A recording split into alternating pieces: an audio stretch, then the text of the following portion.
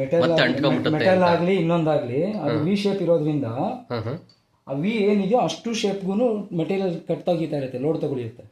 ಎಷ್ಟು ಡೀಪ್ ಕೊಡ್ತೀನಿ ಅಷ್ಟು ಡೀಪು.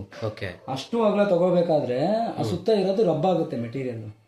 ಆ ರಬ್ಬಾದಾಗ ಕಚ್ಕೋಬಾರ್ದು, ಹೀಟ್ ಆಗಿ ಆ ಹೀಟ್ಗೆ ಕಚ್ಕೋಬಾರ್ದು, ಟೂಲ್ ಹಾಳಾಗಬಾರ್ದು ಅದಕ್ಕೋಸ್ಕರ ಕೊಬ್ಬರಿ ಎಣ್ಣೆ ಹಾಕ್ತೀವಿ, ಇಲ್ಲ ಬೇರೆ ಬೇರೆ ಹರಳೆಣ್ಣೆನೂ ಯೂಸ್ ಮಾಡ್ತೀವಿ. ಲೈಕ್ ದಟ್, ಅದೇನು ಇಂಪಾರ್ಟೆಂಟ್ ಇಲ್ಲ ಅಷ್ಟೇ.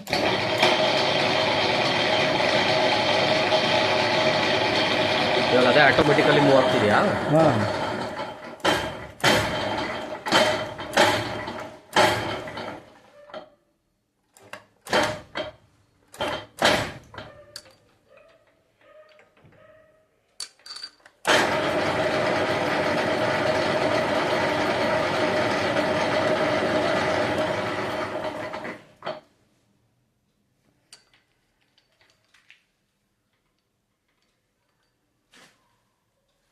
ಹಾಕೋಬಿಟ್ಟೈತಿ ಇವಾಗ ಒಳಗಡೆ. ಒಂದು ಲೈನ್ ಹೋಗಿ ಒಂದೇ ಸತಿ ಕೊಡೋಲ್ಲ ಫೀಲ್, ಒಂದೇ ಸತಿ ಫೀಲ್ ಕೊಡೋಲ್ಲ ನಾವು. ಹೌದಾ? ಸ್ವಲ್ಪನೇ ಸ್ವಲ್ಪನೇ ಕೊಡಬೇಕು. ಬಟ್ ಅದು ಆ ಕಡೆ ಈ ಕಡೆ ಏನಾದ್ರು ಆಗ್ಬಿಟ್ರೆ? ಆ ಕಡೆ ಈ ಕಡೆ ಆಗಬಾರ್ದು ಅನ್ನೋಕ್ಕೋಸ್ಕರನೇ ದಾರ ಕಟ್ಟಿದ್ದೆ.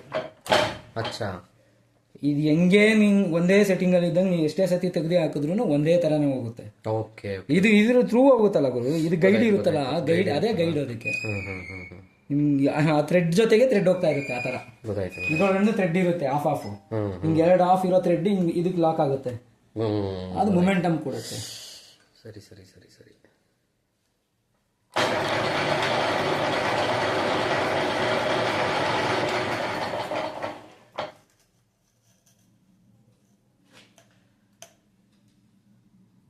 ಸಿಗಾಕ ಬರೋದಲ್ವಾ?